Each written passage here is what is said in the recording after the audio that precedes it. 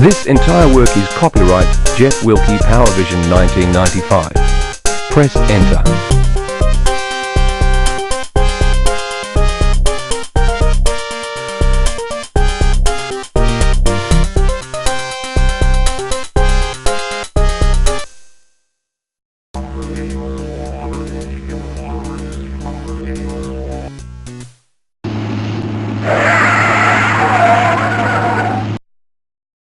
Gee, that reminds me.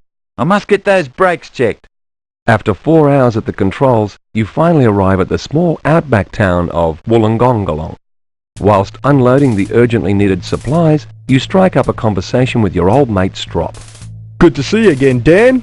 Yeah, same here, Strop.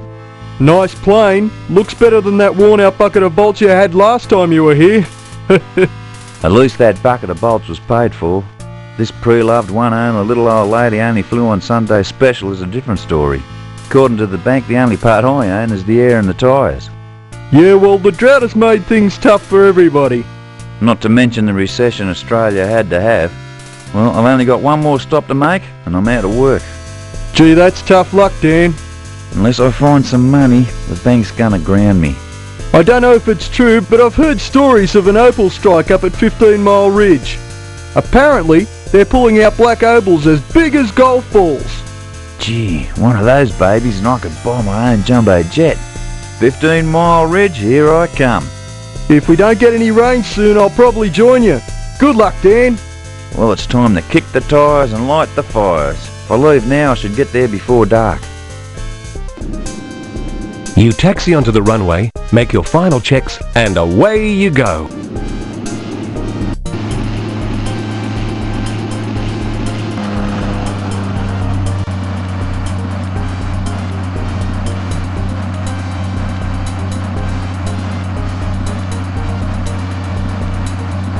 After a bit of a shaky takeoff, you're on your way. Good luck, Dan.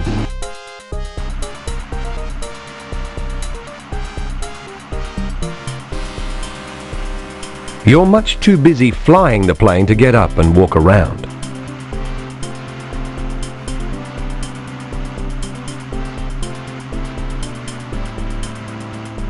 The gauges are all reading normal.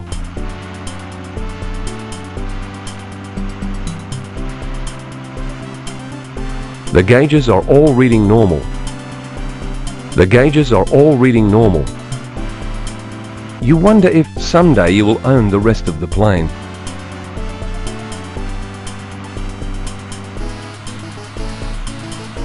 You don't need to touch the gauges. However, some of the 8 push buttons below the bailout indicator might be worth a try.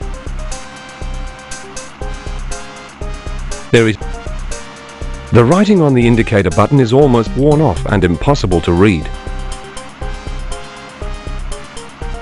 You turn on the autopilot just in case you fall asleep or decide to stretch your legs.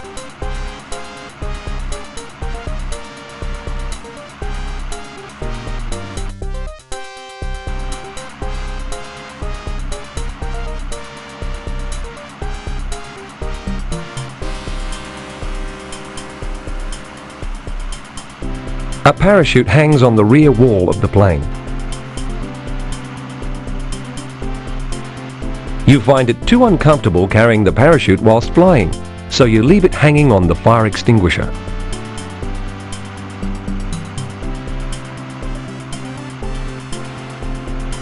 There are some shelves behind the cargo toward the rear of the plane. This is the rear door of the plane. It's the airworthiness certificate. That's a bit of a worry. It expires today. The crate has a big red cross on it. I wonder what could be in it.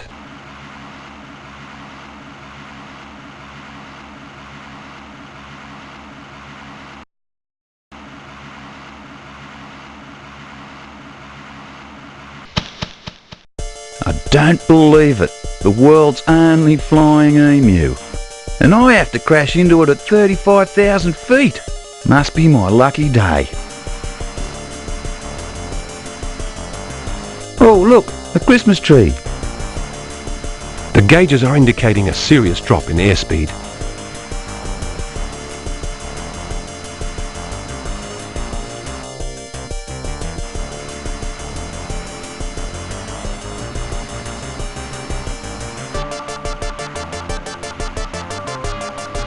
You grab the parachute.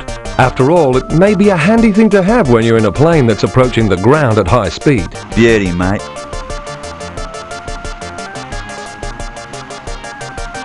You grab the bright orange lump of polyethy something.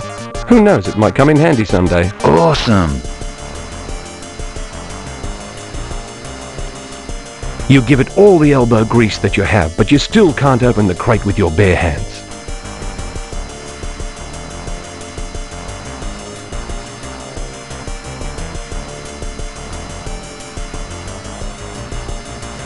You think to yourself how lucky you are that the last cargo delivery is only a half an hour from 15 Mile Ridge.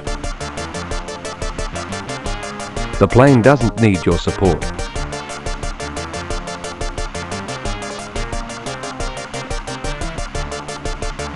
Ripper.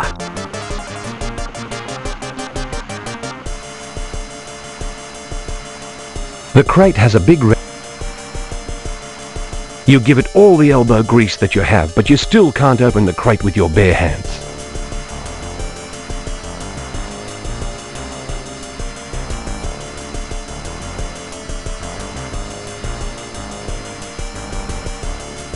Sliding the point of your knife into the lid of the crate, you manage to open it.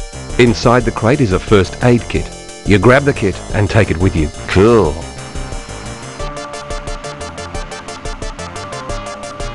The plane looks sturdy enough.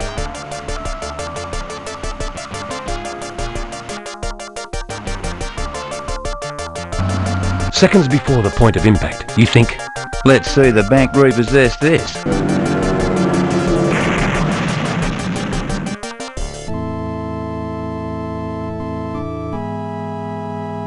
looks like your time has come.